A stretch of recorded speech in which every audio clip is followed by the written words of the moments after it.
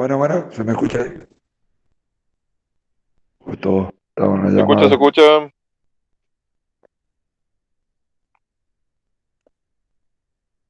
Perfecto, entonces, bueno, si hay alguna, repito, cualquier duda, pregunta o aporte, eh, interrumpimos ahí. No es interrumpir, en realidad, metemos ahí un poco más de salsa a la conversación para que sea un poquito más dinámica. Si no, esto de por ahí se convierte en medio monólogo y nos aburrimos todos. Bueno, recién habíamos trabajado un poquito lo que era el patrimonio cultural, porque le poníamos patrimonio y cultural, en qué parte entraba el valor monetario sobre esto, la importancia de la acción policial y sobre todo de la coordinación con los diferentes entes o institutos que trabajan, ya sea estatales o privados, estén de alguna forma relacionados con el patrimonio. Principalmente, como dije recién, vamos a trabajar mucho con los organismos de aplicación de la Ley Provincial y Nacional de Patrimonio Cultural, pero podemos tener asesoramiento, sobre todo en el interior, de otros organismos, que puede ser el CONICET o cualquier grupo de investigadores que lo haga en cualquier región. Siempre es bueno tenerlo en cuenta, profesores, museos, etcétera, a los fines de descartar por ahí que estemos ante alguna falsificación y nos presentemos todo un procedimiento que al final no lo es. Ahora vamos a caer en dos temas que lo vamos a tratar de explicar de la forma más sencilla, que es lo que es arqueología y paleontología. Y por ahí nos suena a Indiana Jones y hasta ahí nomás llega generalmente lo que conocemos sobre el tema.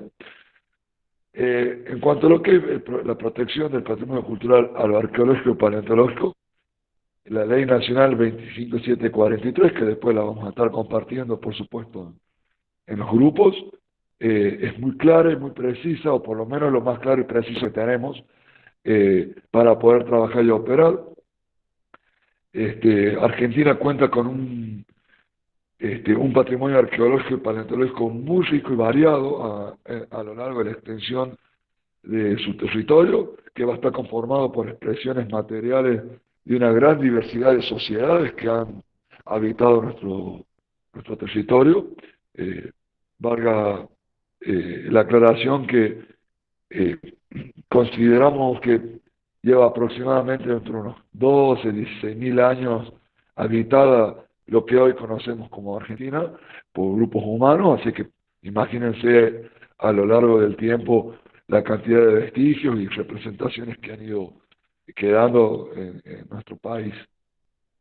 Bueno, cada una de estas representaciones va a tener su forma de haber sido confeccionada y hecha, con sus diferentes organizaciones sociopolíticas y formas de representaciones según la cosmovisión de estas comunidades que a lo largo de la historia o del tiempo han habitado nuestros territorios.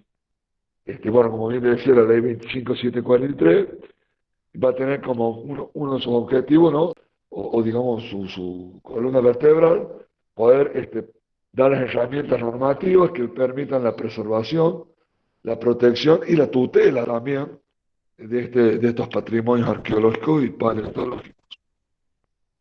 Si bien lo discrimina, ¿no? De lo paleontológico y lo arqueológico, pero aquí a los fines de que vamos a tomar algunas cuestiones que son muy similares para que después ya en las clases que vienen, digamos, con los profesionales que van a trabajar el tema de Museo de Ciencias Naturales y demás, le van a por ahí explicar más puntilosamente.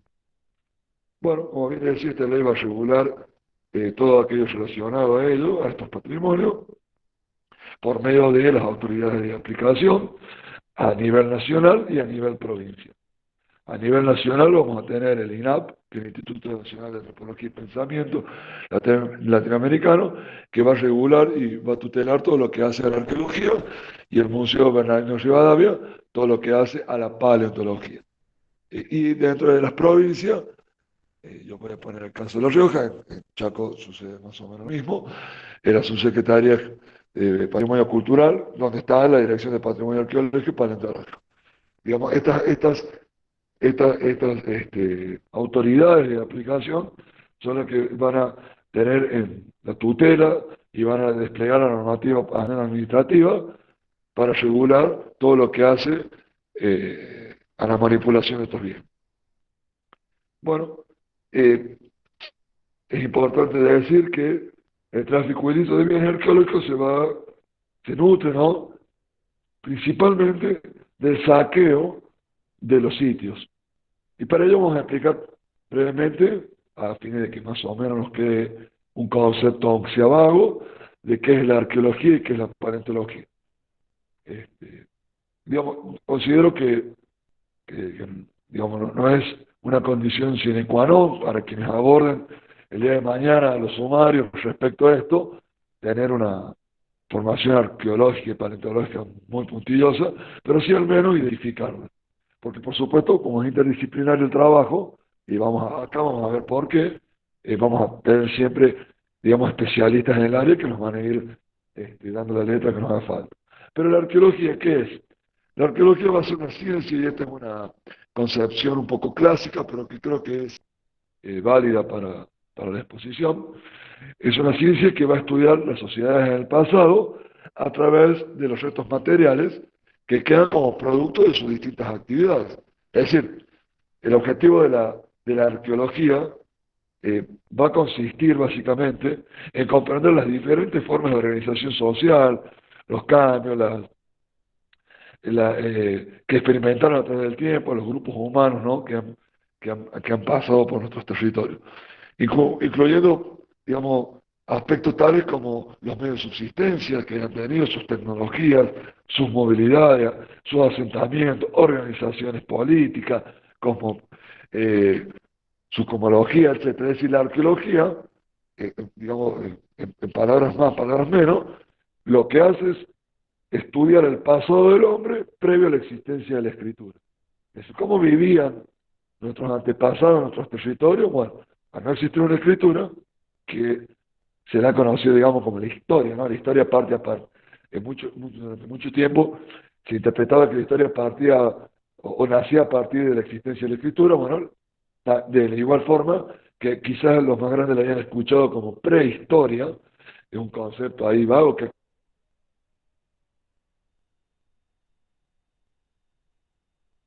en el subconsciente de todos nosotros, que hace Neandertal con un bastón en la mano, agarrando los pelos a la mujer y la arrastraba a la cueva, ¿no? Bueno, digamos que eso hay que desdibujarlo y también desdibujar esta idea de que vienen los extraterrestres y con un platillo volador crean una pirámide. Todo. Bueno, la arqueología un poquito trata de desmitificar todo esto y, y tomar el paso del hombre con cierta seriedad. Si bien es cierto que el problema que tenemos nosotros, digamos, como sociedad, y lo van a tener ustedes cuando aborden esta temática en las comunidades, es que la, la historia argentina, digamos, la concepción o el nacimiento de la historia en la mirada mitrista del famoso Mitre, ha sido forzada a la Revolución de Mayo. Nosotros creemos que nuestra historia nace con la Revolución de Mayo. Entonces, digamos, el génesis de la República es la revolución y todos los procesos que van a suceder a partir de esta fecha emblemática, y que nace, digamos, esta concepción, nace con Mitre, se consolida brevemente con Sarmiento, la civilización y barbarie, este corte, ¿no? En donde lo bárbaro era este pasado caudillesco, aborigen, y con esta civilización europea. Bueno, hemos escuchado un disparate no hace mucho tiempo por parte de nuestras autoridades con el tema de los barcos. Este, bueno, y Avellaneda con toda esta idea del movimiento liberal. Entonces, todos estos movimientos, ¿por qué traigo esto a colación? Y es importante, porque cuando uno habla de pueblos originarios, de aborígenes, termina creyendo que habla de algo mitológico y de algo que un poco tiene que ver, digamos. O sea, si yo soy salvadeo, no, que mis antepasados son italianos, y empezamos con todas estas cosas. Bueno, hay que como cuando abordemos esto, sobre todo en las partes de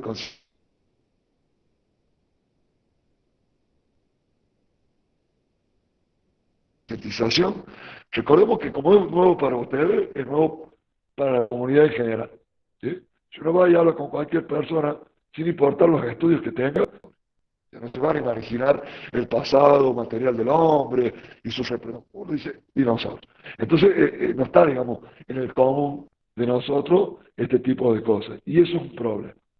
¿Por qué? Porque si yo creo que la arqueología poco tiene que ver con el pasado histórico del Chaco o de la República en general, eh, es algo mitológico, entonces. Es como hablar, no sé, de Minotauro, de algo que sí, eran unos pobres eh, indios que estaban ahí, cocinaban, comían a la orilla del río.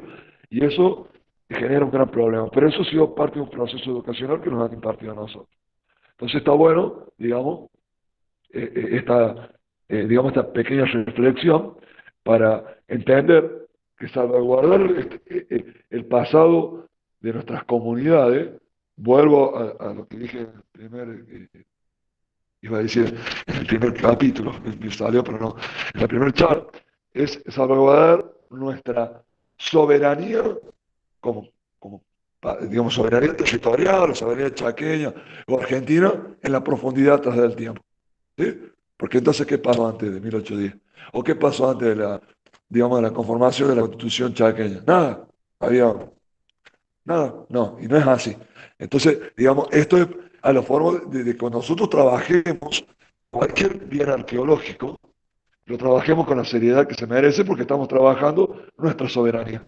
De ahí, ¿no? Tiene más sentido cuando decía que las recomendaciones de UNESCO, y siempre, este, reconocidas por la Constitución, es decir, que las podemos evocar si fuera el caso necesario, así en algún sumario, que son las policías locales, porque nosotros cuidamos nuestra soberanía. Bueno, perdonen por ahí que me haya ido por el tema, pero quería hacer esta breve reflexión, al menos desde mi criterio, es así.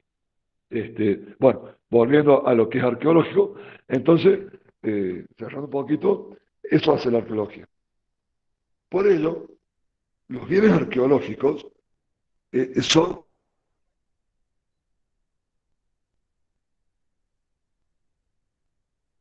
absolutamente de todos. ¿Sí?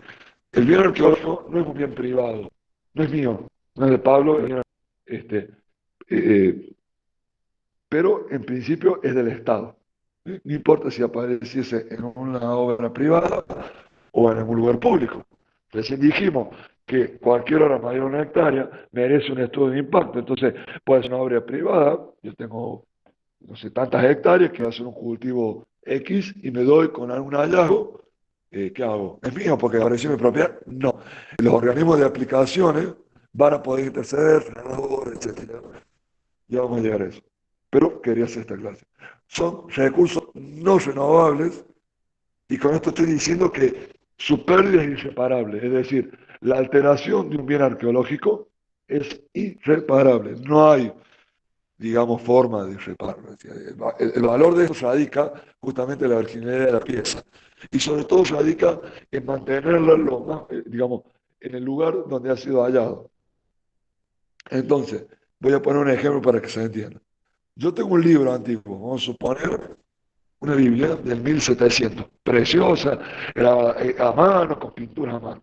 Una de esas pinturas me gusta mucho, entonces yo le arranco del libro y voy y se las muestro a ustedes. Miren lo que esta pintura, si la pintura va a ser muy bonita, indudablemente, va a tener un valor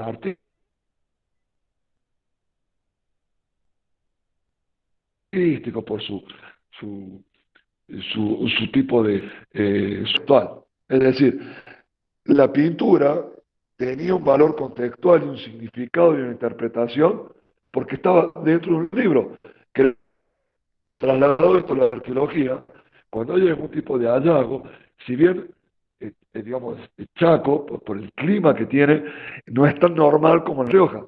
Nosotros poseemos un clima muy árido y seco que proporciona digamos, una conservación, digamos, envidiable para que nos dedicamos a este tipo de trabajo con respecto a climas más tropicales, más húmedos, con mucha agua, digamos, con mucha vegetación, con musgo y con demás cosas que hace que el deterioro sea más acelerado que en estas zonas del país. Pero lo cual no quita que ustedes no tengan, digamos, ningún tipo de arqueología o de hallazgo o que pueda suceder hallazgo en el futuro. ¿Sí? No, no es que sean de mayor. Entonces, cuando uno hace el hallazgo, debe mantenerlo en el lugar. Hagamos de cuenta que encontramos un hecho ilícito, toco madera que no pase, pero bueno, algún cadáver de un muerto, ¿qué hacemos nosotros? No lo levantamos al cuerpo y lo llevamos a la judicial. Che, encontré esta persona muerta en tal lugar. Preservamos el área, hacemos que intervengan los peritos, la judicial, etcétera, y hay un sumariante que va llevando la causa, que va tratando de plantear una línea de investigación. Bueno, esto, digamos, salvando digamos, la diferencia, no estamos hablando de algo arqueológico, no de un caso de un homicidio, pero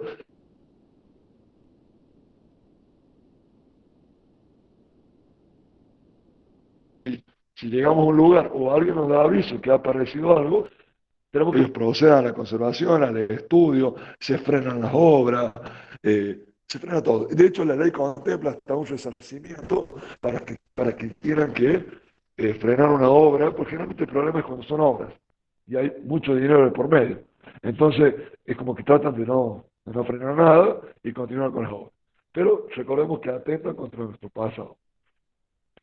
El valor de los bienes, ¿eh?, que constituye el patrimonio arqueológico, a ver, no es monetario, pero está definido por el significado del valor que la sociedad en conjunto le adjudica, que era, digamos, básicamente lo que recién estábamos charlando. Entonces, digamos, si bien no tiene un valor establecido, encontré un fémur del 300 antes de Cristo, vale tantos dólares. No, no, no es así. Ustedes han visto, por ejemplo, en la noticia, si bien es geológico esto del meteorito, que hablaba algo de $1.000 el kilo, o sea, una locura. Imagínense $1.000. Este, un sueldo nuestro, un kilo. Entonces, digamos, eso está supeditado digamos, a, a- al valor que la sociedad le va a ir adjuntando, ¿no?, en conjunto. En cuanto a lo paleontológico, digamos que sería los restos de los dinosaurios, como generalmente lo conocemos, pero también incluye la megafauna. Y si no me equivoco, Chaco debe tener mucha megafauna, que sigamos toda esta era del hielo, como la conocemos en la película. Bueno, a partir de esa fecha para atrás, 20.000, 30.000, 40, 50.000 años hacia atrás, eh, que es cuando un ser vivo, ¿sí?, en un proceso que lleva muchísimo más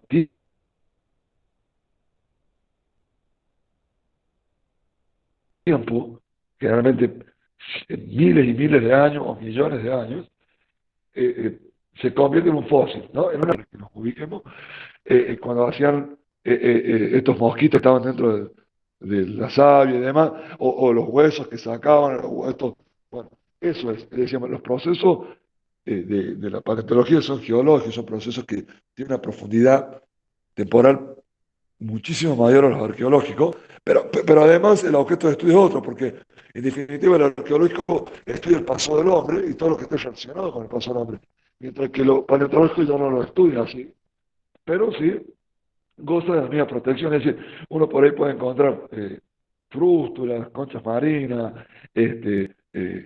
fémur, animales, eh, no se me viene a la mente ahora los nombres científicos, discúlpenme, porque yo soy arqueólogo, no paleontólogo, pero bueno, básicamente eso es la paleontología. Entonces, cuando nosotros nos encontremos con alguna piedra que tenga la forma, discúlpenme la vulgaridad, pero digamos, la forma de un hueso, estamos ante generalmente ante un hallazgo paleontológico, para que se entienda, digamos, pero goza, digamos, de lo mismo, es decir, es bien público, no es privado, yo no puedo encontrar un bien y llevármelo a mi casa, ¿sí?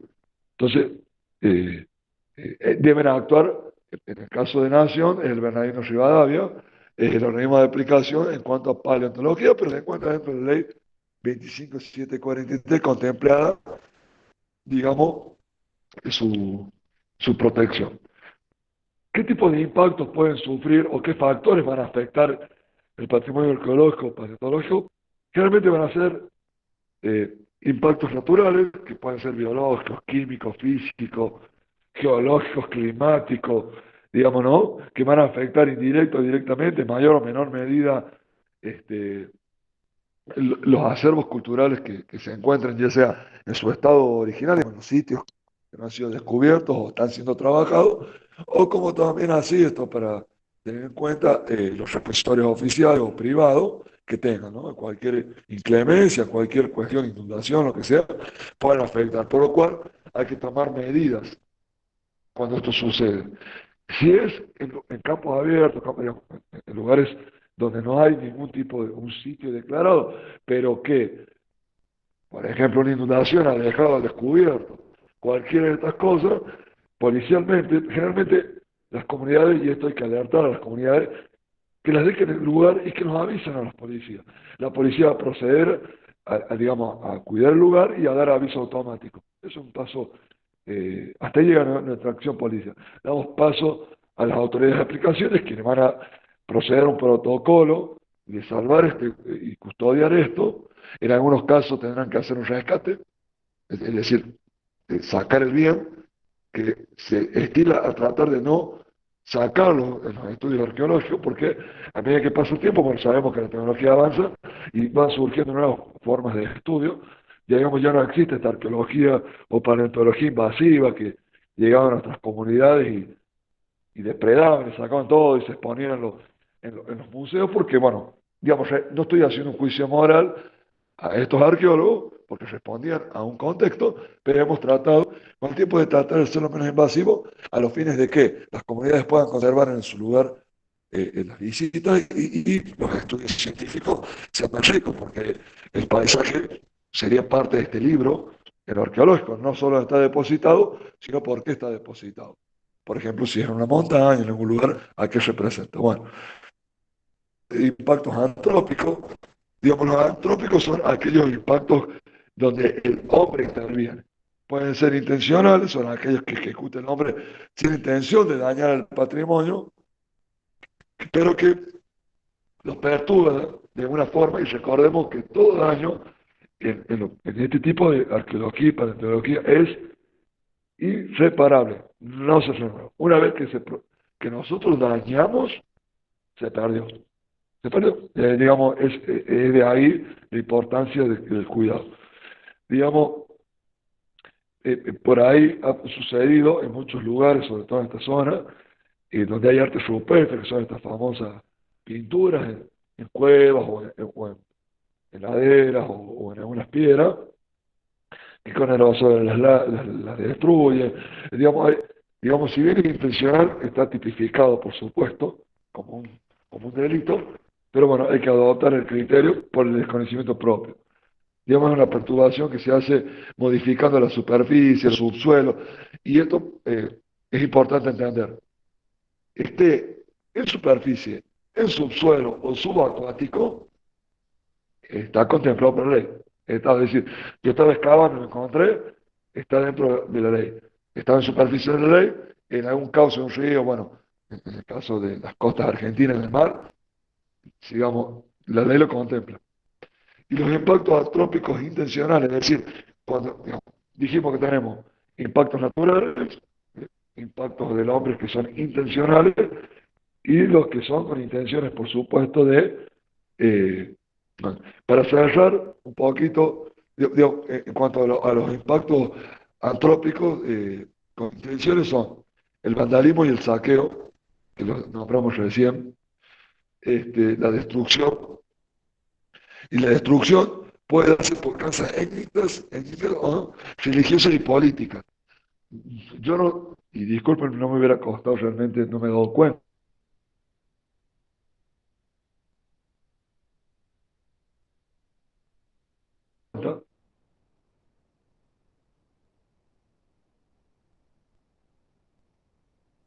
Y que hicimos comunidades aborígenes.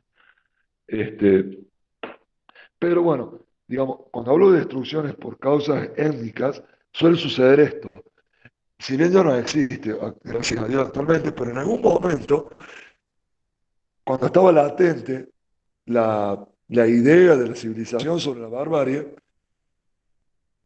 en ese se tomó la inteligente decisión de no incorporar a estos humanos, a estas comunidades, sino de destruirlas, digamos, de desplazarlas y básicamente matarlas, para traer a estos nuevos europeos que iban a recolonizar con su civilización y su tecnología nuestros territorios. Entonces ahí tenemos un caso, por ejemplo, de una destrucción étnica, ¿no? También puede ser por causas religiosas o políticas.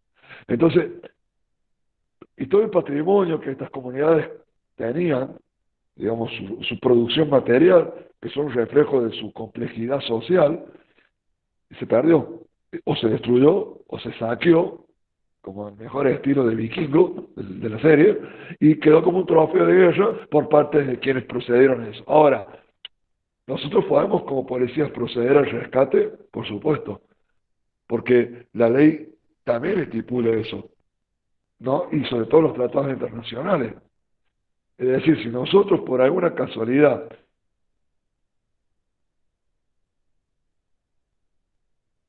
procedemos, acá alguien dice que tiene problemas con la... ¿Usted jefa cómo lo escucha? No sé si está... Bueno, Yo me escucho avisa si bien, hay yo una... escucho bien. Bueno, perfecto. Bueno, volviendo a esto, generalmente algunos procedimientos se dan de casualidad, nosotros fuimos por X tema y encontramos algo que nos llama la atención, podemos proceder, bueno, por supuesto, avisando al juez interviniente y demás, se hace un nuevo oficio, se da, si no, caso de los riesgos, bueno, yo, digamos, como arqueólogo puedo habilitar y detectar algunas cuestiones a primera fase, entonces procedo directamente y después comunico en algunos casos la autoridad de aplicación, o si no, en caso yo desconozco, pero tengo la mínima sospecha de que estoy frente a un bien arqueológico o paleontológico, bueno, dan comunicación a los organismos de aplicación, llegan al lugar, certifican que son y se procede al secuestro. Y por ahí nos vamos a encontrar con bienes que han sido saqueados en los años 40, 50, en estos procesos, ¿no? Cuando eran territorio nacional y demás, entre comillas, de organización nacional, bueno, ustedes pueden proceder tranquilamente y hasta un hecho tipificado por la ley. Bueno, no me quería ir mucho, pero la idea era esa. Este, lo mismo sucede con el patrimonio paleontológico. No es un dato menor que ustedes puedan manejar este tipo de información, porque para mí me planteaba Pedro en algunas las conversaciones que no es muy habitual el tema de hallazgo. Acá en La Rioja uno hace un baño en cualquier barrio y es increíble cuando estás cavando cómo aparecen vasijas, tinajas, etcétera.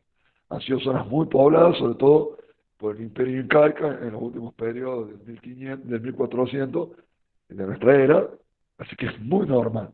Pero, como yo les comentaba hace unos instantes, el caso de los dientes del megalodón. Ustedes son una provincia que tiene un límite internacional, como nosotros. Entonces son provincias de paso. Digamos, cuando el hecho es casual, que es un turista o un transeúnte que por casualidad robado, generalmente queda en la comunidad. Pero cuando son robos, digamos, y hay detrás todo un aparato delictual que va a mantener esta cadena, que habíamos dicho que empezaba con el guaqueador, o sea, el saqueador, eh, un, digamos, un científico o alguien conocedor de lo que se está buscando, algún ente gubernamental, puede ser alguna autoridad, ya sea municipal, etcétera. Con esto no estoy acusando a nadie, por favor, no quiero que se tome así, pero digamos, estadísticamente generalmente están involucradas en algunas áreas. Puedo dar algunos ejemplos de los que yo al menos he trabajado. Eh, Algún agente aduanero, porque para sacar las piezas del país por aduana, porque realmente son por vía aérea o terrestre, bueno, en nuestras provincias siempre va a ser por ese caso, salvo marítimas en las provincias que tengan mares, ¿no? Este, Pablo, va a haber Pablo, agentes que, porque la ley, sí, decime, sí, sí, ¿me escuchás? te escucho, No, quería contarte también un caso sí, sí, sí, quería contarte un caso que vivimos hace un par de años, no más de un par, creo que fines del 2019 o principios del 2020, donde un control policial llevado a cabo por la rural de una localidad que se llama La Leonesa, me parece que es, que fue la rural de la Leonesa, haciendo un control de rutina, revista unas pertenencias de unos pescadores que no eran de la zona, que habían ido a pescar ahí a la costa del Paraguay, del río Paraguay, y estos pescadores habían encontrado un proyectil de cañón, de un cañón, que por las características coincidiría con la que pudo haber utilizado alguna artillería, sobre todo de embarcación de la guerra de la Triple Alianza. No es el único hallazgo, Sí.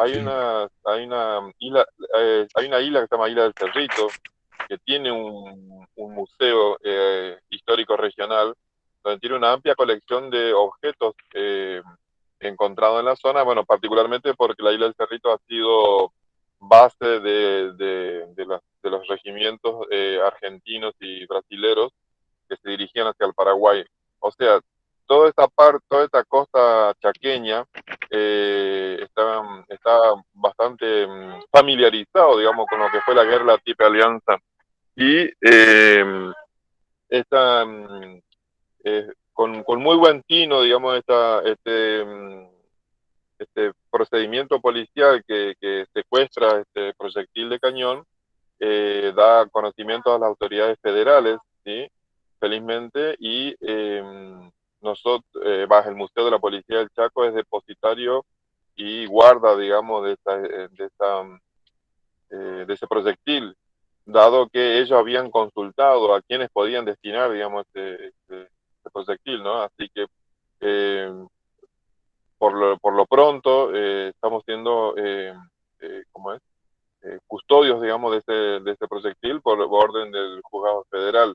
O sea, te contaba esta situación que tiene que ver con lo accidental que vos decías. Yo ando ahí por algún lugar de la costa del río Paraguay o la isla del Cerrito, me encuentro un sable, me encuentro un fusil o me encuentro algún otro objeto que pueda llegar a estar protegido por la legislación. Hay personas que accidentalmente, así como en La Rioja, por ejemplo, vos pateas una piedra y te encontrás un hueso de dinosaurio o alguna artesanía originaria. Bueno, en el Chaco, si bien no es tan así de simple, pero sí hay zonas como en este caso la isla del Cerrito o la costa del Paraguay, donde se pueden encontrar algunos objetos que pertenecieron a las milicias, digamos, que participaron en la guerra de la Triple Alianza. Y pueden ser encontrados accidentalmente, quiero decir, pueden ser encontrados accidentalmente y concuerda con esta situación que vos planteabas, digamos, tomar un souvenir o tomar un recuerdo que lo encontraste en el lugar, digamos, ¿no? Sin habértelo propuesto. Exactamente. Bueno, en ese caso particular estamos hablando de objetos históricos, no arqueológicos y paleontológicos. Eso está bueno, siempre tenerlo, digamos, discriminado en el aspecto de cómo operar conforme a la ley. ¿Por qué? Porque cuando un objeto, ¿qué puede pasar? Ustedes tienen un control rutinario y encuentran que alguien lleva una tinaja arqueológica que no tiene nada que ver con, digamos, con la cultura o con las comunidades que pueden haber habitado esa zona del Chaco. Entonces, del vamos, o sea, el hecho de ya tenerla en posesión se implica en un delito. O que vayan a un hogar, yo entro a una casa y veo una hacha aborigen, un mortero, restos óseos, lo que sea. Es ilegal la tenencia. Listo. Para que sea legal, ¿qué exige la ley? Que tenga un registro. Es decir, yo tengo que tener un registro. Por ejemplo, yo puedo entrar a un hogar y ver un fusil antiguo colgado. Sí puedo darle participación y ver de qué manera tiene o no un valor. Pucha, se me fue la palabra, la voy a leer porque se me fue. Eh,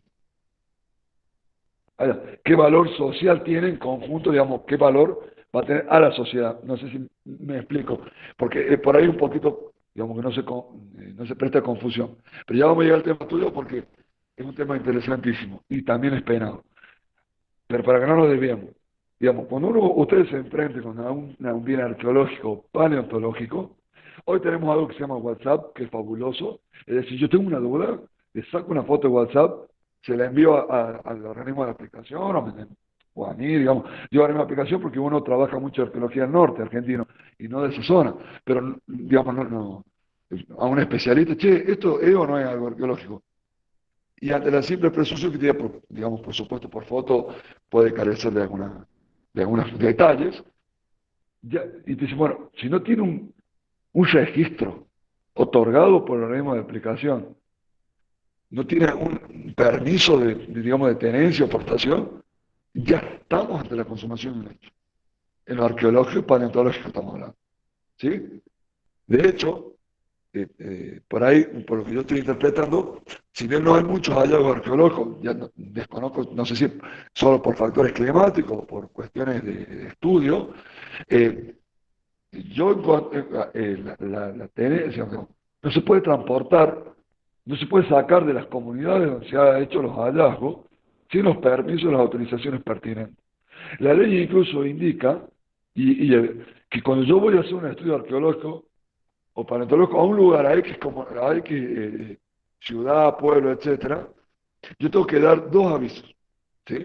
El primero al jefe comunal, o sea, digamos, intendente o como esté eh, la división política del lugar, al jefe comunal en sí, y a la autoridad policial. Y esto es interesantísimo porque uno automáticamente opera con lo federal, por supuesto está bien, no estoy diciendo que esté mal, pero no quiere decir que no tengamos competencia o los jugadores ordinarios no la tengan. Y tiene que decir, yo vengo a trabajar de tal fecha a tal fecha, estoy para hacer tal y tal trabajo, etcétera. Estoy autorizado a prospectar, a georreferenciar, a excavar, a tomar una muestra, y una vez terminados los plazos, yo tengo que avisar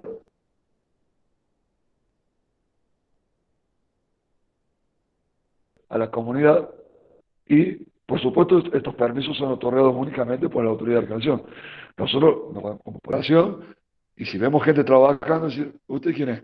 A ver, permítame sus permisos. Y los formularios, por lo general, son formularios simples de entender, digamos, están hechos a tal modo que cualquier simple mortal puede leer algo y decir, no, este tipo está autorizado a, digamos, a tal o cual función.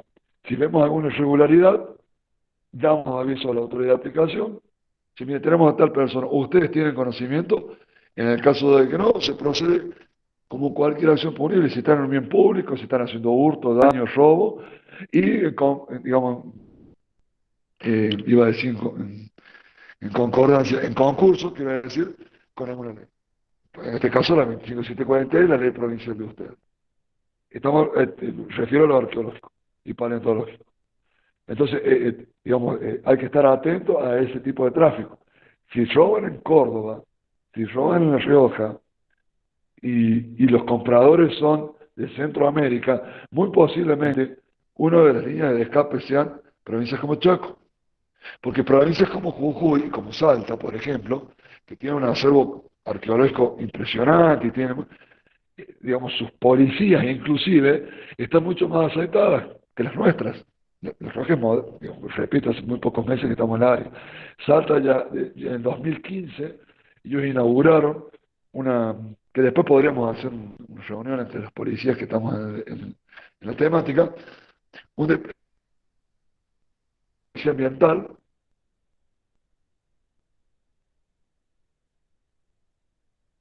pero tuve la suerte de estar en la inauguración del departamento, pero bueno, lo que quiero llegar, que medianamente la temática ya la han trabajado.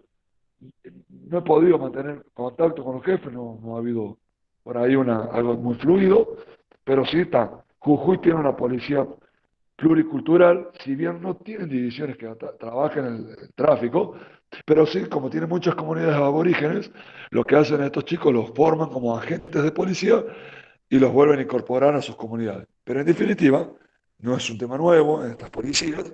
Entonces, digamos, aventurarse a querer traficar por estas fronteras, digamos, es más complicado que querer traficar, por ejemplo, por fronteras como las de Chaco, o inclusive como fronteras como las de La Rioja, Catamarca, bueno, eh, eh, Corrientes, bueno, en fin, todas las que hagan limítrofes. Entonces, ustedes están en un nodo interesantísimo, porque parece yo no tengo mucho hallazgo arqueológico paleontológico en el Chaco.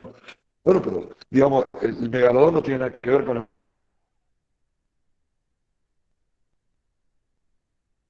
Rioja. Y el circuito, porque digamos, después pudimos eh, llegar a cabo, no era, tenía una amistad muy grande con miembros, y con esto, digamos, lo vamos a con gente de minería de la provincia. No vamos a dar nombres por razones obvias. Entonces, al ver que tenían un valor, estaban valorados en $37.000, algunos lotes, y el lote completo, que era 13, él pedía $90.000 por los 13 dientes de megalodón. O sea, no estamos hablando que cualquiera. Entonces, este hombre le hace el estudio y certifica que efectivamente estaban ante piezas. Lo que no pudimos, porque él vio como que él las encuentra fortuitamente en el desierto de Atacama, sabemos que no, no estaban declaradas. Bueno, en ese lugar sucede algo similar como sucede en el Tanampaya, en La Rioja, otro lugar que es la Quebrada de la Troya, que son lugares precordilleranos, y precordillera quiere decir que geológicamente es más antiguo que la cordillera, no que se encuentra antes que la cordillera. Bueno, sí, eh, si bien hay abundancia, pero indudablemente habían sido robadas. Nosotros teníamos miedo que hayan sido robados en un museo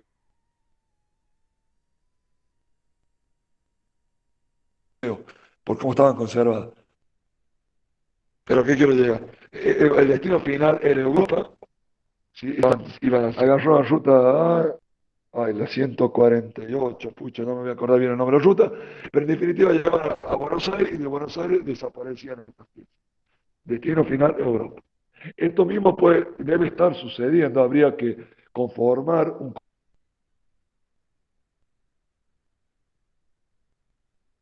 hay un comité de crisis, pero el comité de crisis está integrado por las fuerzas federales. Yo ya he presentado, bueno, todas las policías provinciales las que tenemos dentro del comité, en conjunto, por supuesto, con nuestros colegas de la Fuerza de Seguridad Federal, de Policía Federal, este, y el Instituto, y el INAP y el Bernardo Rivadavia. Porque si no, estamos todos como manejando por informaciones distintas y al final no logramos nada. Entonces, digamos, con lo que dijo recién Pedro, de ahí, bueno, al final se pudo romper, gracias a Dios. Este muchacho quiso venderlas, se las quiso vender este hombre no las quiso comprar, no tenía la plata, y no sé si él habrá entendido que alguien la tenía, y la publica. La publica a un grupo donde una estudiante de arqueología es la que, en este grupo cerrado, logra detectar la pieza y me da el aviso a mí. Eso me olvidé de decirles antes. No estaba en un grupo de venta y compra normal, sino en un grupo particular, eh, donde hay estudiantes, coleccionistas, etcétera. Y los coleccionistas son uno de los principales. Repito, no todos, por supuesto. Yo no quiero que se hagan a casa coleccionistas. Esto no es una base cacería de brujas, pero hay que tener una atención especial en los que hagan venta de artesanías, de coleccionistas, etcétera, o casas de antigüedades. Bueno, en otros grupos es donde salta el dato y donde puedo proceder. Bueno, ahí me ayuda, me acuerdo, la división de robo y hurto de investigaciones, porque no existía este departamento. Bueno, ¿a qué quiero llegar con esto? Quizás ustedes no tengan en este momento grandes hallazgos o no los conozcan, digamos, y si haya, puede pasar que vaya un trabajo de arqueólogo y paleontólogo impresionante en la provincia de Chocó y uno los ignore. Eh, pero sí puede pasar esto, que sea una provincia de paso en cuestiones arqueológicas. Y cuando ustedes se encuentren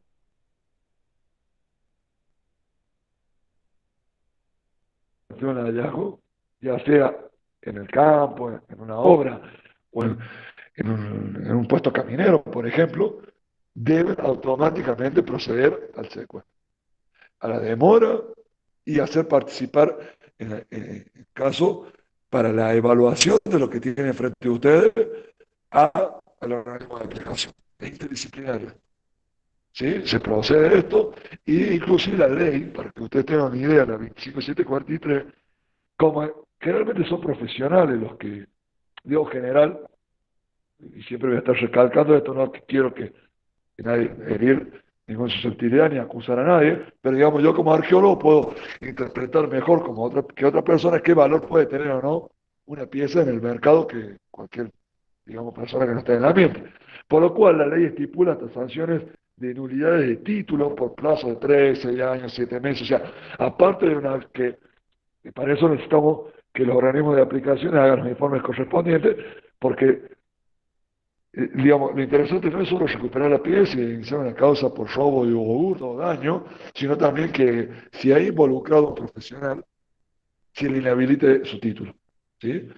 Digamos, en ese aspecto es severo, aunque lamentablemente, si estamos hablando del pasado histórico de nuestros pueblos o arqueológico, que solo le cabe el hurto, como si estuviera robando, sacando, perdón, como si estuviera sacando una rueda en la bicicleta sin hacer fuerza, digamos, es lo mismo, digamos, en la pena es prácticamente la misma, hacia ese, pero no es el debate del momento.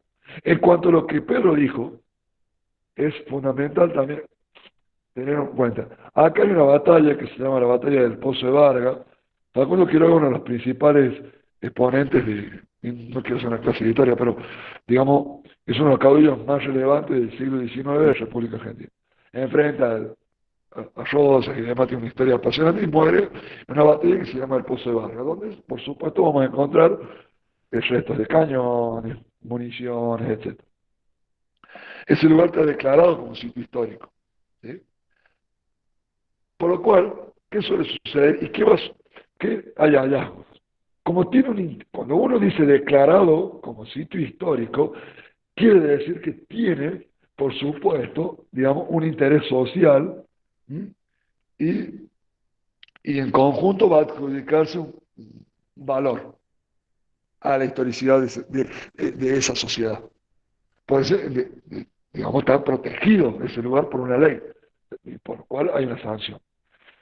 Entonces, lo más común que suele suceder, y nosotros hemos logrado hacer un procedimiento histórico, y lo digo con mucho orgullo, como policía provincial, no como particular, en una estancia jesuita de La Rioja, el Saladillo se llama, que colinda justo coincidentemente con este sitio del Pozo de Vargas, donde los detectoristas, los grupos que hacen detectorismo de metal, les encanta ir a sitios donde ha habido batallas históricas, lugares como los jesuitas, y empiezan con sus detectores a rastrear, a hacer inspecciones, y a medida que van encontrando, que excavan y sacan monedas, esto, aquello, cadenitas, etcétera. Y se lo llevan. Bueno, acá tenemos el mismo ejemplo que decía recién con el libro. El alterar estos sitios, el valor de la pieza en sí, no radica porque sea de oro o sea de arcilla. El valor radica porque es la manifestación en conjunto con el contexto donde se encuentra de la complejidad de una sociedad. O sea, alterar esas piezas nos quita la posibilidad de un estudio científico de nuestro pasado. ¿Sí? No podemos hacer una interpretación de qué sucedía en estos lugares por la alteración de este fenómeno. O sea, es un delito, hablando en criollo. Cuando hay bajantes del río, sobre todo ustedes, ¿no? Los mares riojanos no carecen de ese tipo de problemas. Este, Cuando hay bajantes del río, vamos a ver que los detectoristas avanzan de una forma como depredadores, ahí van, ¿viste? Y empiezan con los detectores. Ellos tienen un problema. Incluso hay una carta, recomendaciones arqueológicas, porque los arqueólogos trabajan, se llama arqueología histórica. Digamos, la arqueología histórica lo que hace es eh, fusionar las dos disciplinas, la historia como la arqueología. La historia, recuerden que era esto que también vamos a hablar más adelante sobre el valor de lo documental, era este documento, interpretar qué pasó, por ejemplo, la guerra de la Triple Alianza, qué pasó. Bueno, entonces vamos a ver un montón de libros y informes militares, que un barco salió, que un soldado murió. Bueno, la arqueología aporta cosas que, como por ejemplo, que se ha detectado que tanto de una frontera como del otro compartían comidas, compartían ciertas cosas por los restos que han aparecido. Entonces voy a decir, pucha, no había tanto odio como se decía, y claro que no lo había, porque la región histórica demuestra aparte que lo que hoy conocemos como Chaco y que lo que conocemos del otro lado, no sé, como Paraguay o lo que sea, hace 100 años, 150 atrás, era una sola región, que comerciaban, que tenían sus comunicaciones, y que hoy, por la reorganización, sufrimos este distanciamiento. Entonces, la arqueología aborda también. Por eso hay una carta que después se las voy a compartir en los grupos, digamos, donde pena digamos, pena entre comillas, porque no está estipulado en el Código Penal, pero sí ni ninguna ley, esta invasión, esta intervención por los detectoristas. Ahí sí, como el causa del río, entiendo de ustedes, es donde está declarado, digamos, como un lugar histórico, cualquier hallazgo, como contaba recién de esta munición de cañón, está ante un delito. Lo que tiene que hacer la gente del lugar cuando hace un hallazgo es eh, no tocarlo, no alterarlo y darle participación, sí, a la policía que va a hacer la mantención del lugar, pero sobre todo y nosotros como policía, a los organismos de aplicación que van a llegar al lugar, van a hacer un rescate, van a hacer una interpretación del paisaje, ¿no? Van a profundizar a ver en qué condiciones puede haber llegado o no esto, etcétera, etcétera, y después se buscará un repositorio, bueno, bueno, nosotros La Rioja, en función a esa causa que me dijo, que recién comentaba, Pedro, la creación del museo que lo estoy haciendo hace escasos 2 meses, La Rioja no, la policía no contaba con un museo, no contaba con un archivo ni una biblioteca, digamos, es lo que se ha creado hace poco en este departamento, puse y es, como ejemplo, ni más ni menos que esa causa. Porque muchas veces pasa que no hay un lugar donde guardarlo. La ley indica que cuando uno hace un hallazgo en un punto, es decir, en una comunidad, no sea trasladada a un museo central a 500 kilómetros de esa comunidad. Porque si estábamos diciendo recién que la representación histórica, yo de resistencia, por ejemplo, pero resulta que el museo está, no sé, en otro lugar del Chaco, no tiene sentido. Porque estamos ante un delito, si ustedes lo ven. Si yo encontré la pieza acá, pero me la llevo a un museo que está a 300 kilómetros, ¿cómo es el tema? Digamos, es la misma cosa con diferente valor. Entonces, a veces se carece. Ante la carencia de un museo en los lugares donde aparecen, bueno, aquí yo puse el ejemplo en mi proyecto, lo que hizo la policía de Chaco, poder tenerlo, pero en última instancia. Lo ideal es que intercedan las cosas. Diferente es que nosotros encontremos ya a alguien que va en el traslado de este bien, porque sí, ya está ante una comisión de un delito. Ya está en el hurto. Ha encontrado algo, lo ha llevado, no lo ha declarado, y bueno, ya está, digamos, no hay, ya es punible. Entonces deben actuar, debemos actuar como policías, no podemos dejarlo pasar. Este, por eso deben estar muy atentos, sobre todo en esas áreas, con los detectoristas. Los detectoristas, por supuesto, que pueden hacer algunos trabajos, pero ¿qué le debemos recomendar? Que se acerquen a los organismos de aplicación a cultura, ofrezcan este servicio, porque son muy requeridos a veces. Si yo cuando he hecho trabajo en el campo, sobre todo en el TCG, donde hay un colega de trabajo, pues yo no tengo detectorizar una fortuna. Y por ahí hay estos aficionados, bueno, recomiendo que a veces se pescan solos porque estos detectoristas y generalmente quienes hacen este tipo de actividades sientan la necesidad de exponerlas. Uno pongan detectoristas del Chaco y hay canales de YouTube, del Facebook. O sea, ellos van, saquean, que se llama guaquear, guaca es el lugar sagrado y guaqueo es, digamos, el saqueo del lugar sagrado. Por si escuchan guaqueo. Van a los lugares, guaquean todo y ellos mismos lo exponen. Realmente sucede eso, man. Pero es propio del fetiche, propio digamos, ¿no? De este estatus. Es decir, yo encontré. Lo que no se dan o están ignorando, o están haciendo caso omiso a la destrucción del bien, digamos, a la destrucción de los posibles estudios científicos que se puedan hacer. Es decir, a la historia propia de nuestras comunidades. Digamos, quiero que quede claro eso, que podamos diferenciar lo histórico de lo arqueológico. Recordemos, cuando hablemos de histórico, del vamos ya estamos en acción ilegal,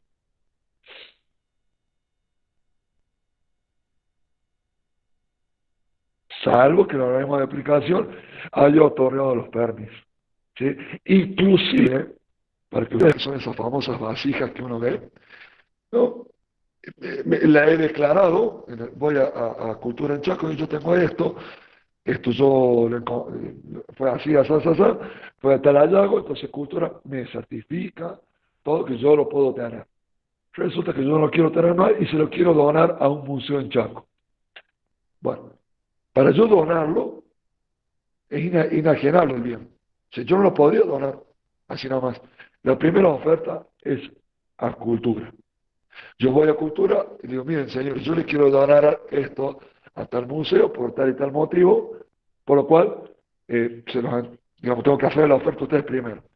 Ellos tienen, bueno, un procedimiento administrativo donde me van a responder que sí, que no, o ellos me van a, perdón, yo se lo voy a donar a Funanito. Y ellos me dicen, no, a Funanito no le vas a donar, yo te lo voy a comprar. Entonces el Estado le pone un precio y lo adquiere, lo puede expropiar si se quiere de alguna forma. Pero yo no lo puedo donar. Y el museo tampoco lo puede recibir sin intervención de cultura. Si cultura hace el seguimiento todo el tiempo de nuestros vestigios culturales. ¿Se entiende? Porque yo puedo ir a un museo, a un control, y decir, ¿y esto dónde salió? No, esto me lo donó Juancito. A ver, y resulta que nunca hubo nada.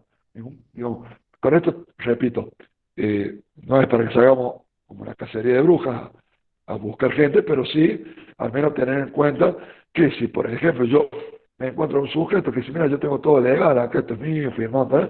Yo se lo estoy dando a Juancito, lo estoy transportando, no, no, no. Yo para sacarlo, inclusive siendo mío, yo lo quiero llevar a exponer a otro lugar y volverlo a traer a mi casa, tengo que declararlo en cultura. Y decir, voy a mover tal y tal pieza, de tal fecha, por tal motivo, puede ser porque lo voy a exponer, puede ser porque voy a llevarlo a un laboratorio, a un estudio X, porque donde yo vivo no está. Digamos, ahí es donde entran nuestros controles y donde debemos proceder en este tipo de casos, al menos a la demora y el secuestro de los bienes, hasta tanto se resuelvan las causas. ¿Sí? Y no debemos dudar. Recordemos, dentro de la ley del Código Penal están los capítulos especiales donde figura. Y dentro de la ley 25743, digamos, los delitos y sus penas van a estar entre el artículo 46 y 49. Inclusive, dentro de estos artículos, toma el Código Aduanero. Y ahí tendrían que analizar lo que es el artículo 49, el artículo 863 del Código Aduanero. Ahí también ingresa, digamos, esto cuando digo que es en concurso con otros delitos, es en esto. Si yo me encuentro ante un tráfico y puede entrar el Código Aduanero o puede entrar la ley o el Código Penal, digamos, para que ustedes vayan viendo. Y después averiguan, les voy a pedir el favor, pero ahí la gente, si hay comunidades originarias declaradas en Chaco, también tiene otro procedimiento, ¿sí? Por ejemplo, y es más vidrioso, porque como dijimos recién, el patrimonio cultural y su concepción es dinámica. Lo mismo sucede con este tipo de cosas. Como han sido avasalladas y atropellados muchos de los derechos aborígenes a lo largo del tiempo, hoy es muy sensible el trato y cómo se maneja y cómo es el proceso de repatriación. Con esto les voy a dar un ejemplo. Acá hay un museo que se llama Incahuasi, es uno de los museos más grandes del noroeste argentino. Fue fundado por la Orden Franciscana. Hay una escuela incluso, de la San Francisco de Asís. Y bueno, tiene una de las colecciones más grandes del noroeste argentino, arqueológicas, ¿no?, que existen. En el año 2003, para ir, digamos, dándole un cierre, eh, hay un robo en este museo. Se roba una pieza, desaparece. En el 2002, perdón, 2002. En el 2003 se sanciona la ley 25743, que, digamos que es una ley importantísima a nivel nacional, que en esa ley exigía, entre otras cosas, el registro único del patrimonio. Ese registro daba plazo a quienes poseían cualquier tipo de bienes hasta el 2004 inclusive. Era, digamos, a partir de ahí tenía que ir a sus agencias provinciales, a hacer los registros con unas planillas, yo tengo esto. A partir de esa fecha, del 2004 en adelante, y esto para que lo tengan en cuenta, y es ilegal la, la, acrecentar las colecciones. Inclusive ilegal comenzar una colección de cuestiones arqueológicas y paleontológicas. Ellos andaban en busca en la ciudad de Córdoba, en la falda, no recuerdo bien ahora la localidad, sobre un coleccionista que tenía un museo privado, un abogado millonario de Córdoba, y le caen en el 2008 con un allanamiento. Ya lo venían. Y resulta de ese allanamiento 64 piezas que no estaban registradas, de las que él había registrado en el 2004. Bueno, un arqueólogo detecta que unas piezas correspondían al Incahuasi de La Rioja. Se da aviso, bueno, La Rioja, la verdad, que estuvo en esa época con las autoridades del momento muy lerda, quedan en los depósitos judiciales.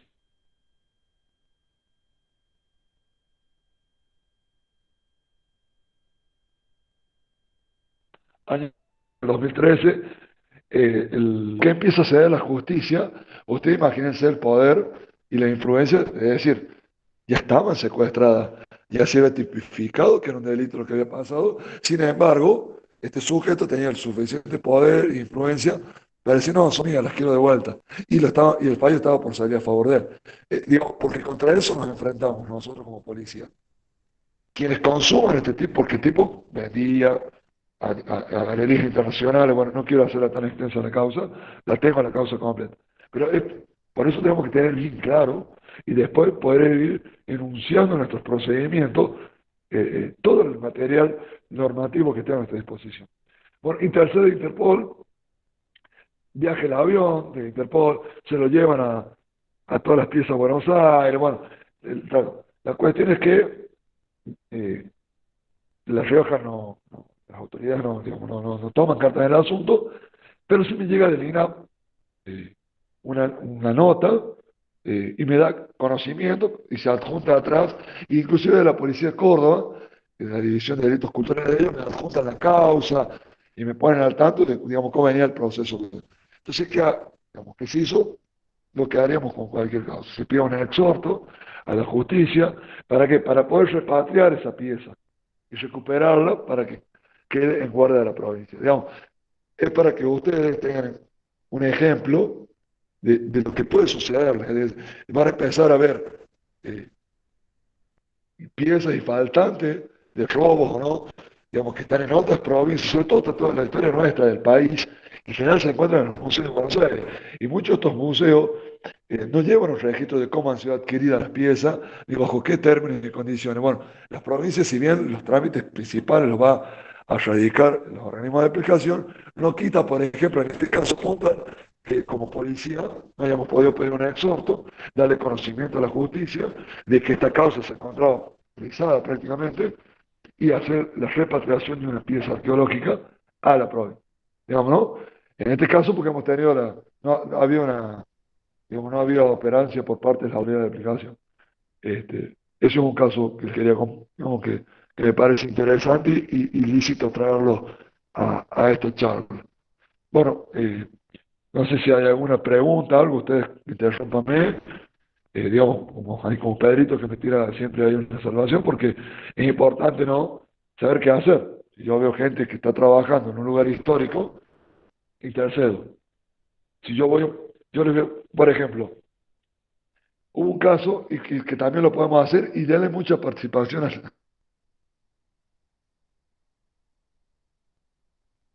al museo, que ustedes que nos hemos evocado en La Rioja, para que siempre que La Rioja ha sido su museo el que hemos utilizado. Hay un caso, por ejemplo,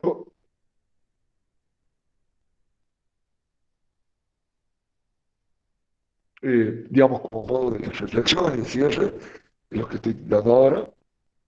Resulta que robo y hurto, lesión de robo y hurto, pero roban un domicilio, una serie de cosas. Empezamos a trabajar, empieza a trabajar la división, perdón, pero resulta que ese Wichita, quien hace la denuncia, era el marido de la difunta nieta del primer médico matriculado de la provincia de La Rioja.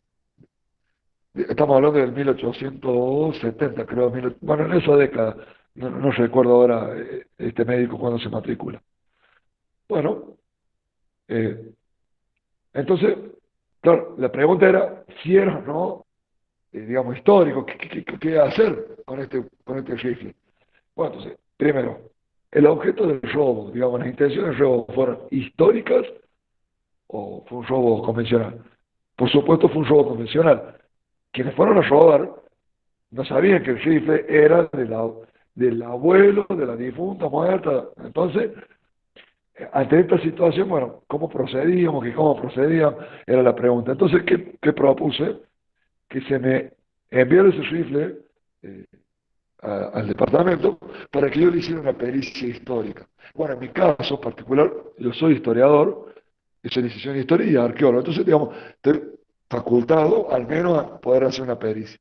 Hice la pericia histórica, cómo habían ingresado al país, que los tres Sarmientos, digamos, y empezarle a darle un contexto y el valor simbólico histórico de que pertenecía a nuestro primer médico matriculado. En el caso, digamos, que no tengan ustedes un historiador de refuerzo o alguien que pueda hacer una pericia, automáticamente trabajamos con cultura, no nos quememos. Digamos, che, mira, tenemos esto. Entonces se le sugirió al juez, en función al informe que yo redacté, de que ese rifle pasara a, digamos, porque si no era por la ley de armas, además que es muy clara. Eh, digamos, si es previo a 1870, puede ser considerado colección, si no, a destrucción, porque es un arma, digamos, se evocó la ley de armamento, etcétera, etcétera, digamos, la antigua RENAP. En definitiva, lo que se sugirió al juez es que quede en la exposición este rifle en el museo. Bueno, en ese momento, esto fue en enero, si bien ya estaba el departamento trabajando, pero yo no había creado el museo. Yo no había creado, no existía el museo policial. Entonces, yo lo puse en Incahuasi. En Incahuasi tiene una colección de armas históricas fabulosa. Entonces, para que sea expuesta en el museo, con toda bueno, la redacción histórica, etcétera, para que no se pierda en un depósito. Ahí la policía colabora, digamos, con el valor histórico, porque si, digamos, no había fedor, digamos, no sé si se entiende un poquito lo que quiero decir, la importancia que pueden darle ustedes en este tipo de casos, ¿no? Y eso enarbola mucho y se ensalza el nivel, digamos, si se quiere, policial. Nosotros hemos sido muy castigados, la policía he escrito mucho sobre el tema, ¿no? Y bueno, un poco es trabajar con las otras autoridades, digamos. Ustedes están iniciando una nueva etapa. Bueno, posterior, me hago muy amigo de Pedro, me comentó este caso y es donde a mí se me prende la parita y digo, che, el museo policial, aparte, ¿no? De, de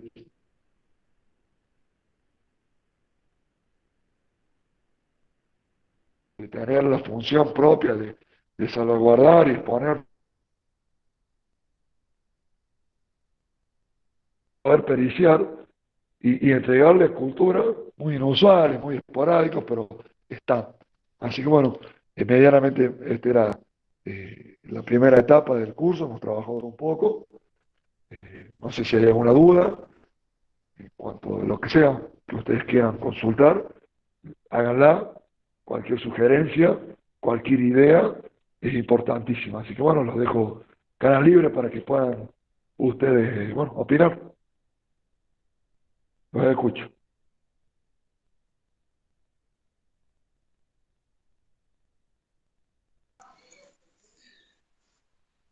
Pablo, hola, ¿me escuchás? ¿Se me escucha? Perfecto, se te escucha ahora. ¿Se me Sí, Dani, perfecto. ¿Se escucha? Sí, sí, te Perfecto. escucho. No, eh, yo quería hacer un simple aporte nomás a tan importante exposición, ¿no? que hizo Pablo. Y comentarle también de paso que acá nosotros la provincia del Chaco tenemos una ley de protección al patrimonio histórico, cultural y natural, que es la ley 5.556 del año 2005. Eh, en esa da de la definición de lo que es bien cultural, y por ejemplo, para aclarar un poquito nomás, son objetos, por ejemplo, únicos, irreemplazables, insustituibles por su valor testimonial, Ah, dice la ley. O sea, está contemplado en la ley. A su vez, esa ley crea una comisión de protección del patrimonio cultural y natural. Que esa comisión, esto lo analizamos, no lo analizo yo personalmente, no es opinión personal, sino que fue analizada en el contexto de la carrera que yo estaba estudiando, que es Desarrollo Cultural y Natural, y entre los análisis que hacemos es, por ejemplo, la ley habla de un comité ejecutivo de 5 miembros, representantes del Instituto de Cultura, representantes de las 2 universidades que funcionan en nuestra provincia, y representante de la Facultad Regional de Resistencia y un representante de la Comisión Nacional de Museos. ¿Cuál es el problema de esta ley? Es que esa comisión no es permanente y los integrantes del comité ejecutivo no reciben dinero, o sea, los cargos son ad honorem.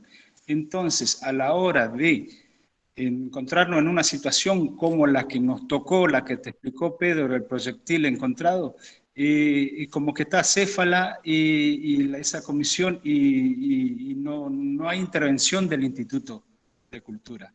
Esa, reitero, es más allá de una visión personal, es una visión analizada en el ámbito de un contexto de una carrera universitaria relacionada a la temática. Eso es por ahí, sé que en el grupo hay integrantes del Instituto de Cultura, a lo mejor ellos pueden expresar más de esto o aclarar un poquito más el tema, pero básicamente es eso. Es por eso que por ahí se decidió que sea el Museo Policial depositario de ese objeto en cuestión, ¿no? Y bueno, después quería aclarar un poquito nomás también con respecto a los comentarios que habían hablado primero y preguntado, que bienes culturales, según las imágenes que por ahí yo puedo mostrar, se puede pasar desde un edificio hasta una bandera de ceremonias, un cuadro, documentación. Tenemos en el grupo, felizmente, al director del Archivo Histórico Provincial. Tenemos, por ejemplo, un revólver que es de patrimonio de nuestro museo. Y acá yo siempre doy el ejemplo para hablar de lo que es el valor del patrimonio. Hablo del el sable del general San Martín, el sable corvo del general San Martín. Y los objetos del museo, los bienes culturales se analizan de distintos valores, por ejemplo, valor de uso, valor simbólico, valor de mercancía. Y un artículo muy interesante que logré leer de un diario, por ejemplo, y el análisis que yo interpreto, el sable del general San Martín salió 12 libras esterlinas, le costó en su época. O sea, el valor monetario es insignificante, el valor simbólico, la carga simbólica que tiene el objeto es invaluable. A su vez, eso revaloriza el valor económico. Pero ¿quién le da? Como bien decía Pablo, la sociedad le da ese valor. ¿Se entiende? Y, por ejemplo, otro caso puntual, un mate. Y sí, un mate es considerado bien cultural, y sí es. En este caso, el ejemplo que yo pongo es el mate del general Manuel Belgrano. O sea, el mate en sí como objeto no tiene valor, pero que haya pertenecido a un ser tan ilustre como el general Belgrano, lo carga de un valor simbólico interesante para nosotros, incalculable, y eso a su vez o sea, revaloriza el valor económico. Para cerrar un poquito con esto, lo que se pretende de este curso es simplemente generar ámbito de debate, enseñar a las generaciones futuras de la importancia del patrimonio cultural, de proteger y transmitir, trabajar sobre el sentido de pertenencia. Lo hacemos nosotros, por ejemplo, desde acá, de la institución educativa, que es la Escuela de Policía, a través del museo, construcción de la identidad institucional y social, y a través de respuesta multidisciplinaria. Bien decía el licenciado también, hablamos de la intervención de distintos estamentos del Estado para lograr ese propósito. La responsabilidad social y cultural que tenemos nosotros como ciudadanos, independientemente de lo que explicaba hoy, que somos empleados estatales, y la obligación que tenemos de capacitarnos permanentemente, especialmente en estos momentos de auge de las nuevas tecnologías. El ejemplo clarísimo que da de WhatsApp, las redes sociales. Debemos por ahí comprometernos y manejar más el tema para lograr eso. Más allá de todo esto, desde el museo, también lo que hacemos nosotros son campañas de concientización, difusión y prevención de delitos o salvaguarda del patrimonio cultural. Básicamente eso quería acotar y como un aporte más al al tema del curso, ¿no? No sé si alguien quiere comentar algo o preguntar. ¿Se entendió un poco lo que hablé? Sí, sí.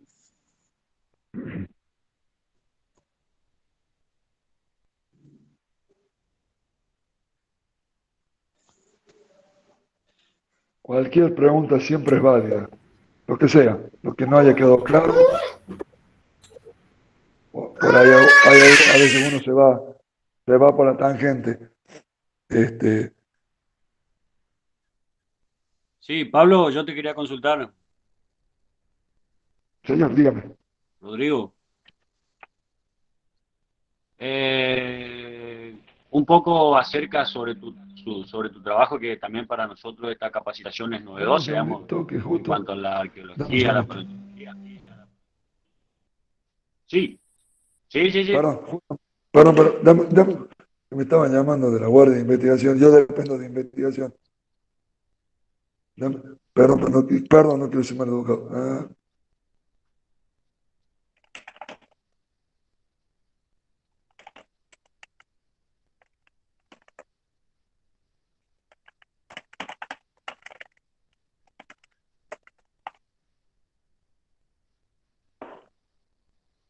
Dime, disculpa, disculpa. Sí, decía, no, está bien, por favor. Te decía en cuanto a tu trabajo, a tu habitual trabajo con respecto a la arqueología y la paleontología. Tus primeras sensaciones que vos sentís, no sé si corresponde preguntarte o no, cuando hacías un hallazgo o cuando te encontrás frente a un hallazgo. Te lo digo por el hecho de que, por ejemplo, mi hijo, cuando andamos caminando, encontramos algo en la calle que es inusual para él y ya te empieza a preguntar y que por qué está ahí, que por qué apareció ahí, de quién era, quién lo tiró, si es algo que está en la calle, quién lo tiró, cómo llegó ahí, esas cosas. Tus primeras sensaciones que vos tenés como para interiorizarnos a nosotros en cuanto a tu trabajo, digamos. Eso es todo. No es fácil la pregunta, la verdad que no. Nunca me la habían hecho. Qué sensación. La verdad me dejaste sin palabras. Eh, Mira, indudablemente el espíritu de un policía y la curiosidad lo llevamos en la sangre, ¿no? Por lo cual, a mí se me despierta un mundo, ¿no? El sueño, un mundo, no sé, me mueve la sensación ¿no? No sé, de hacer patria de alguna forma, de poder, de velar todo lo que nos antecede a nosotros. Uno por ahí cree que la historia empieza con uno, con los padres de uno, este, pero sin lugar a duda, digamos, dentro de mi trabajo y lo poco que voy aprendiendo hasta ahora, eh, cuando uno sale en búsqueda de esto, siente la sensación de que puede descubrir un sistema de vida que funcione, un sistema social, económico y comunicacional que perduró durante muchísimo tiempo y que procedió y que sufrió en algún punto, sobre todo a finales del siglo XIX, con Roca y la generación del 80, un quiebre muy traumático para el interior del país. Eh, mis trabajos de campo apuntan a tratar de poner digamos, arriba del tapete el proceso de desregionalización, cuando se regionalizó el país, es decir, cuando se empezó a hablar del litoral, del Cuyo, de la Pampa Húmeda, cuando se hizo toda esa región eh, porteña, digamos, europorteña, o centro porteña, sin, digamos, si hay alguien de ahí no quiero que lo tome mal, procedieron a desarticularizar y desmembrar todos los sistemas comunicacionales y, y sociales que teníamos el interior del país, y con esto incluyo a Chaco, y hemos quedado marginados en las economías, marginados socialmente, y hemos sufrido un daño que todavía no hemos podido, digamos, recomponer, incluso impactos ambientales tremendos, y cómo se ha configurado toda una economía nacional en función de una sola gran ciudad y con, digamos, y con la destrucción del resto. Pero digamos, la sensación mía es como digamos, nunca me han hecho la pregunta, pero un poquito es tratar de hacer un poco de memoria y justicia, ¿no? Cuando uno habla de dejar de hablar de nuestro pasado aborigen como algo mitológico, es eso. Es decir, no bajamos de ningún barco, eh, trayendo esa torpeza, por no usar otra palabra, que se dijo. Nosotros somos de acá y tenemos que estar orgullosos de lo que somos. Y tenemos que ser conscientes de que lo que tenemos enterrado ahí perteneció, digamos, de último, al pasado de nuestras tierras, que tanto nos dan, poco, mucho, las produciremos más, menos, pero es donde nuestros hijos crecen. Y no poder decirle a nuestros hijos que tenemos un futuro es porque negamos totalmente el pasado de estas tierras donde ellos van a crecer. Entonces, la lucha viene un poco por ahí, que trata de concientizar a mis colegas y al pueblo en general, a la comunidad, de que debemos tomar en valor y en conciencia que debemos protegerlo. Y que sí existe un montón de normativas que lo hacen, y un montón de gente que también se aboca a ello, pero que son las últimas personas que tenemos que escuchar. Y acá hay un tema que, menos mal que me has preguntado, porque lo voy a traer a... Ah, che, yo no lo... Mira, lo iba a tener en cuenta y me olvidé, pero les quiero nombrar el autor, de último se los voy a poner. Hay gente que se ha dedicado a escribir que se llama El patrimonio cultural en crisis. ¿Cómo yo, o cómo nosotros, los que estamos acá, nos sentamos a hablar ahora con nuestros superiores, nuestros esposos, esposas, etcétera, de que hay que invertir en un departamento que se dedique a la protección del patrimonio cultural con la situación económica del país, con las falencias que tiene la policía, nos roban en cada... Con el contexto con el que somos jugados, y le digo porque es lo que sufrí. Yo en el 2013 presenté mi primer proyecto. Era un oficial muy jovencito. Si hubiera sido suboficial, previo a ser oficial, digamos, tengo 15 años en la policía, pero abordar la problemática del patrimonio cultural en un sistema educativo que la niega, en un contexto económico catastrófico como que estamos viviendo, es muy complicada. ¿Cómo ustedes, cómo vamos nosotros, decimos al jefe de policía, cursamos un curso de patrimonio espectacular? Se va, va a aparecer en la esquina del banco que nos están robando ahí. Entonces, digamos, hay todo una bibliografía dedicada a trabajar el patrimonio en crisis, porque es justamente en crisis donde más se vulnera nuestro patrimonio, porque es donde más se vende, donde la gente, generalmente la gente que tiene en custodia lo poco que ha sobrevivido con el avance de la civilización es la del interior. Y es la gente del interior la que dice, bueno, mira, che, me estoy muriendo de hambre, no me llega el agua, porque en la Rioja Paz, calculo que ya igual, cobro un plan social de 2,50 mangos, cero posibilidades estructurales y educacionales para que mis hijos hagan algo, yo vendo lo que tengo. Y lo venden por monedas. Porque lo más triste de ese meteorito que vale $1.000 el kilo es que quien lo vende, digamos, el vaqueano, el pueblerino o quien sea, lo vende. Y me atrevo a decirle que si le pide 1.000 pesos el kilo, es mucho. Y me atrevo a decir que es mucho. Entonces, es justamente estas situaciones de crisis que hacen que el patrimonio cultural sea sensible a cualquier cosa. Es más, UNESCO redactó una recomendación respaldada por UNIDROIT. Recuerden que UNIDROIT es el derecho. UNESCO opera en Francia y UNIDROIT en Roma. UNIDROIT sería como el derecho privado, ¿no? De todo esto. Y tiene que ver con nosotros. Recuerden que a pesar de ser un delito complejo, el cuarto nivel a nivel mundial, ahí está la soberanía de las policías locales. Bueno, aquí quiero llegar. Este, por decir UNIDROIT, se me fue la idea. Este, la pandemia trajo otro problema más grave al patrimonio cultural. Y eso me lo puede decir recién Daniel, me puede dar la razón, y todos los que los vamos a ir conociendo, o los voy a ir yo conociendo, del Instituto Histórico, de Ciencias Naturales y demás, es que los científicos que se dedicaban a trabajar en el campo no lo están haciendo. Yo trabajo, mi zona de estudio, yo trabajo para la Universidad de Catamarca, la UNCA. Nosotros trabajamos, límite con Catamarca y La Rioja, en La Rioja se llama Mazán y en Catamarca se llama Pomán. Bueno, ahí estamos haciendo todos estudios arqueológicos. Son mis primeros estudios de campo. Yo he sido más teórico que de campo. Bueno, veníamos a full, con becas, todo muy lindo. Eh, pero hace un año y medio que yo no voy a los sitios arqueológicos. Digamos, el Estado poco invierte en seguridad en esos lugares, ¿no? A la policía nos tienen totalmente olvidadas para que nosotros trabajemos ahí. Ya es el primer gran problema. Ahora imagínense que todos los lugares históricos y culturales que eran estudiados por personas como Daniel, por ejemplo, no están yendo, porque no pueden ir, porque la pandemia, y todo este problema ha dejado vulnerable absolutamente toda nuestra historia, toda nuestra cultura, tanto arqueológica, paleontológica, como histórica. Entonces, hoy más que nunca necesitaríamos poner divisiones que se encarguen al menos de la prevención y de la concientización de todo lo que está, de todo lo que el acervo que tenemos. Por supuesto, eso merece sentarse y poder formar a quienes nos van a dar, digamos, en última instancia, el visto bueno para que existan estos espacios.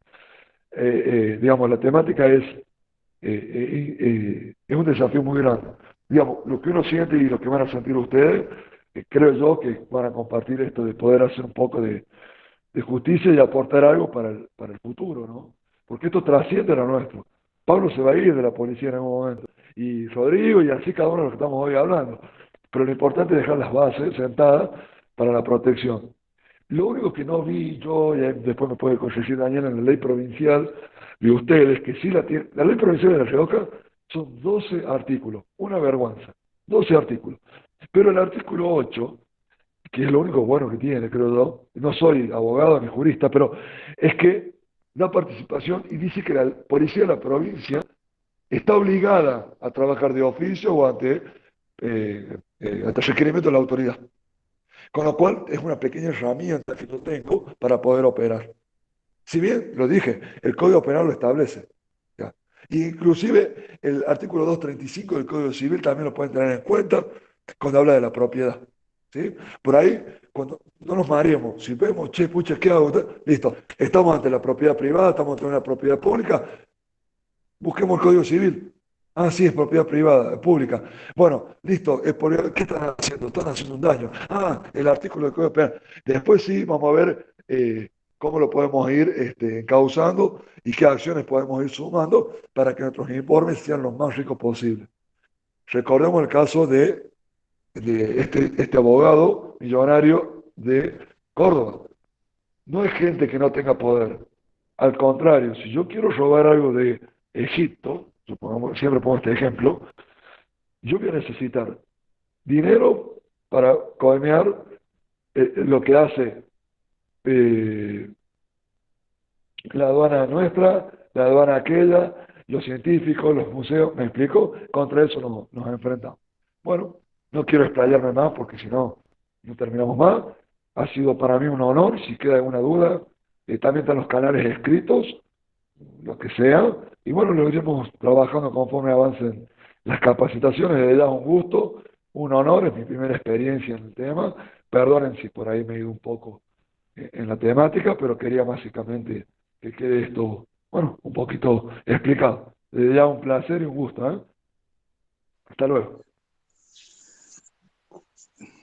Bueno, muchas gracias, Pablo. Como para ir cerrando un poco, queremos mostrar un video que seguramente lo conoces, Pablo, donde de una manera engloba un poco lo que está la temática nuestra, los objetos de los cuales hablamos nosotros, y el fin de este curso apunta un poco a contrarrestar eso. Y le dejamos un video, si se puede pasar, si lo podemos ver, lo veremos bien, o si no, de todos modos va a quedar el link para después pasarlos a todos. Por mi parte, muchas gracias y nos estaremos viendo el próximo lunes. Ahí pasamos el video.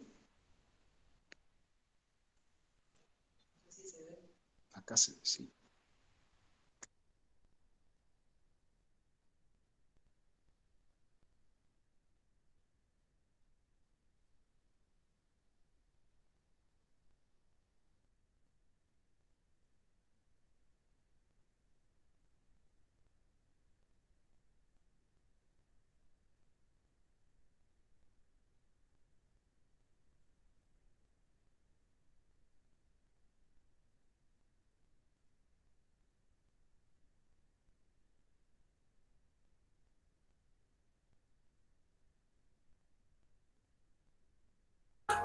Dale, fíjate el audio, por favor.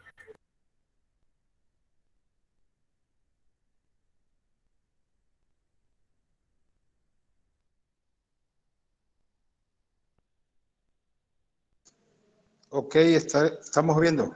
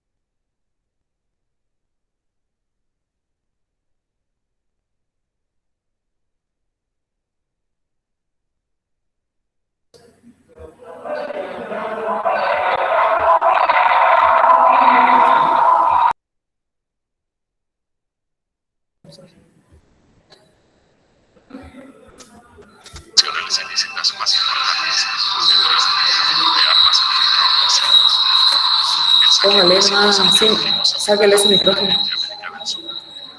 generalmente se toma conocimiento de su ocurrencia cuando los objetos saqueados aparecen en el mercado internacional de arte. Para luchar contra este flagelo, la UNESCO adoptó en 1970 la Convención sobre las medidas que deben adoptarse para prohibir la importación, exportación y transferencia de propiedad ilícita de bienes culturales. Varias organizaciones colaboran con UNESCO en esta lucha. La Policía Internacional, Interpol, el Consejo Internacional de Museos, ICOM, la organización UNIDROIT, a través de su convenio de 1995, que fomenta la restitución de objetos culturales robados y los comerciantes formales. Todos juntos luchan contra el tráfico de nuestro patrimonio arqueológico, prehistórico, histórico, literario, artístico y científico.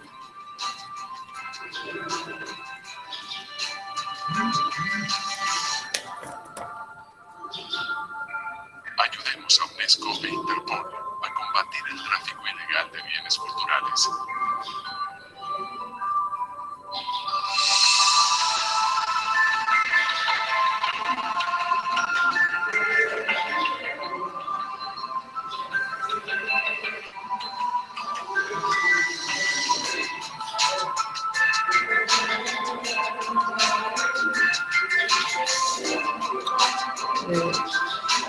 Voy a arrimar la puerta.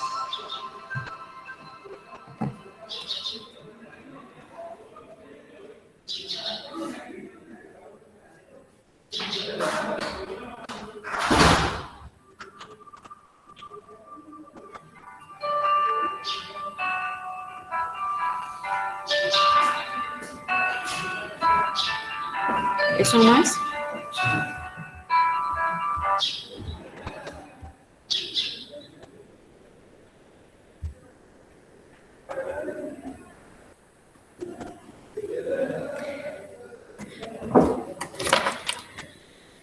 Bien. Bien, con esto vamos cerrando. No sé si se me escucha. Con esto vamos cerrando la primera clase sincrónica del curso Protección al Patrimonio y nos volveremos a encontrar el próximo lunes a horas 8 también. Estaremos subiendo toda la información al WhatsApp, el video y todo lo que se habló en el transcurso del día. También si tienen alguna consulta, se la estaremos contestando en el mismo WhatsApp. Así que muchas gracias por comprometerse y estar con nosotros, acompañarnos en este día. Y nos volveremos a ver entonces el lunes que viene. Chao, hasta luego, que anden bien. Chao. Muchas gracias por todo. Un gusto Chao, hasta verlos luego. nuevamente a todos. Muchas gracias. Gracias, Tuciti. Gracias. Gracias. Gracias, Pablo. Y a todos los demás, muchas gracias.